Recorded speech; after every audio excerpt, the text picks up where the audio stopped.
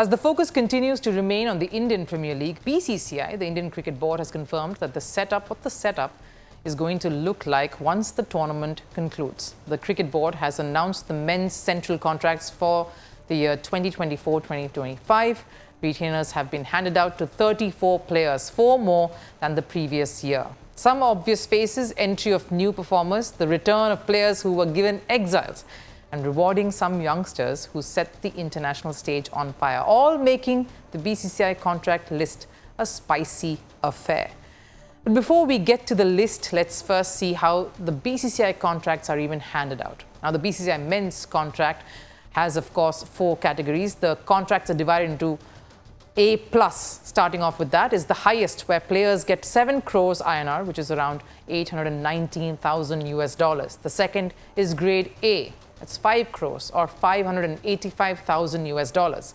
Grade B players get 3 crores, which is $351,000. And the last grade, which is grade C, is 1 crore or $117,000 US.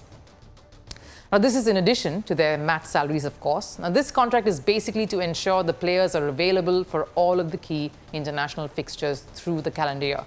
So for the current season, the board has decided to take a different approach. Many have been promoted and demoted. Let's dive right into this. Of course, A+ category looks the same as before, with all of the star players, Jasprit Bumrah, Rohit Sharma, Virat Kohli and Ravindra Jadeja all retaining their spots, despite 3 of them retiring from T20 internationals and the next World Cup being a T20 affair. Over in the A list, there is a new addition though. While Mohammad Siraj, KL Rahul, Shubman Gill, Hardik Pandya and Mohammad Shami are glued to this category, Rishabh Pant makes his appearance here. He's been promoted to this one this year. He took R. Ashwin's place, who recently announced his retirement. Now, the reason why this promotion seems a little odd is because Pant hasn't had the best of years. After the cricketer returned to professional cricket last year following his life-threatening accident, the wicketkeeper batter continues to now struggle across formats. If you look at all of his numbers, the player has only averaged 37 in the 10 test matches that he's played since his comeback, the highest score being 109.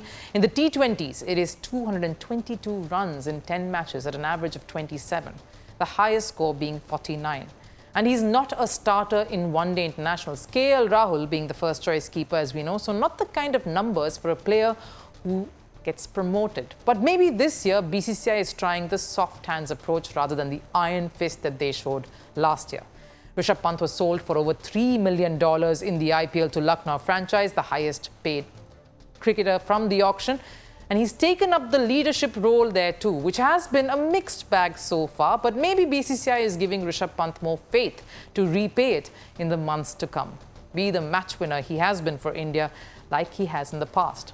Over in the B category too, there are some familiar faces. T20 skipper Surya Kumar Yadav, Kuldeep Yadav, red hot Akshar Patel, who absolutely is enjoying captaincy in the IPL currently, flamboyant Yashasvi Jaiswal, who's come back good here for Rajasthan despite the losses. They've all retained their spots. The new inclusion, of course, is Shreyas Iyer, a player who defined what comeback truly means, because just last year, Shreyas Iyer was removed from BCCI contract owing to lack of domestic cricket participation and a listless international performance. Instead of making tall statements and going back into a shell and verbally lashing out, what he did was he proved why he needed to be in that Indian setup. He recently took the country to Champions Trophy glory, scored 243 runs there in that campaign, was India's highest run scorer, and second overall behind New Zealand's Rachin Ravindra, and more importantly, was that pillar in the middle overs, right in that middle order throughout the tournament for the eventual winners. All of this, of course, came after a great, dramatic domestic season where he won just about everything. He captained Mumbai to a Saeed Mushtaq Ali Trophy win with 281 runs at a strike rate of 162. And given his IPL journey leading Punjab, where he has taken the franchise to 5 wins in 8 games, this after he won the title for Kolkata last year, his spot in the contract is a no-brainer. And it isn't just about Shreyas, of course, making that comeback. There was another familiar face who's also come back in Ishan Kishan, who was sidelined like Shreyas Iyer, makes his comeback. His stint with Hyderabad has probably made BCCI reconsider his position too. Sure, just a knock of 100, but that was enough for the board to see the potential this youngster carries. But the biggest highlight of the new list is that the board is recognizing the efforts of youngsters like Sarfaraz Khan, Nitish Kumar Reddy, Abhishek Sharma, Akash Deep, Varun Chakravarti and Harshit Rana for their recent brilliance. Abhishek, the hard-hitting batter, has proved he is ready to take it to the next level in T20s. Sarfaraz Khan has long shown promise across formats. Nitish Kumar Reddy scored a valiant ton against Australia during that fourth test in Melbourne when the team needed him the most. The 21-year-old stepped up. And then, of course, Varun Chakravarti and Harshit Rana proved their mettle during the Champions Trophy. All of this proves that India isn't just protecting the legacy of stars like Kohli, Rohit Sharma or Mohammad Shami, but they are also building blocks for the next phase of Indian cricket. They are slowly pushing the young faces into the grind, giving them responsibilities and seeing how that materializes into something better. Sure, the hard approach saw India win the Champions Trophy last year, but maybe the act of rewarding and giving that faith and putting that extra bit of faith and trust into these players may keep the dressing room more calm and bring about more solid performances. Greeting you with aloha and namaste. No, I love India. Presence, occupation of a territory by another country pertains to India, what we saw in Kashmir. How do you see Trump's America? Yes, the current administration behaves differently from the previous administration.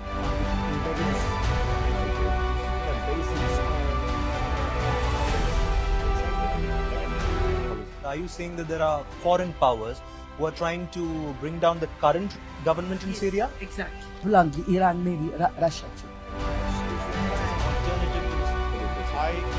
Prime Minister Modi committed to South-South, cooperation. Not over 50%. Is Ukraine prepared to pay the price for that peace? No compromises at the cost of territorial integrity and sovereignty.